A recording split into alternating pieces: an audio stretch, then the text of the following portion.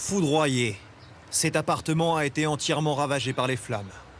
Hier soir, à Aubière, dans le Puy-de-Dôme, l'orage gronde. Un éclair frappe le toit de cet immeuble de 3 étages et provoque un incendie. L'appartement était inoccupé, l'immeuble a été évacué.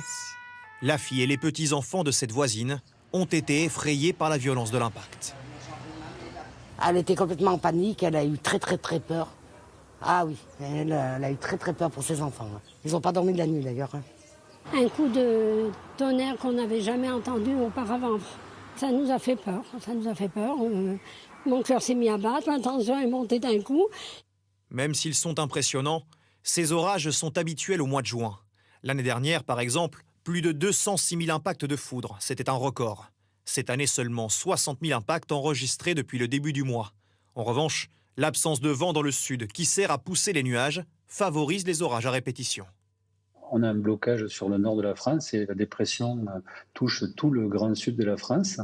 Et comme on a de l'air chaud au sol et de l'air froid en altitude, ça provoque en fin d'après-midi systématiquement de nombreux orages. Et si ces orages sont plus violents, c'est à cause du réchauffement climatique. Avec la chaleur plus élevée, l'évaporation de l'eau est plus importante. Les nuages davantage chargés en eau provoquent des pluies torrentielles. J'ai pas roulé moi dans la boue. Hier soir en Isère, des torrents de boue se sont formés. Dans les rues, comme ici à Val-de-Virieu, des pluies diluviennes. De quelques minutes seulement, mais aux dégâts considérables, comme au théâtre de Saint-Imier.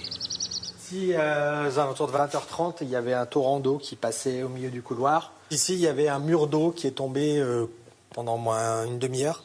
Ça coulait non-stop. En pleine représentation hier soir, les 300 spectateurs ont dû être évacués. Les pompiers sont arrivés vraiment rapidement. Ça nous a permis de pomper très rapidement le toit terrasse qui est au-dessus, qui lui était saturé d'eau. 40 km plus loin, à Rives, la pluie a provoqué un glissement de terrain sur la voie ferrée.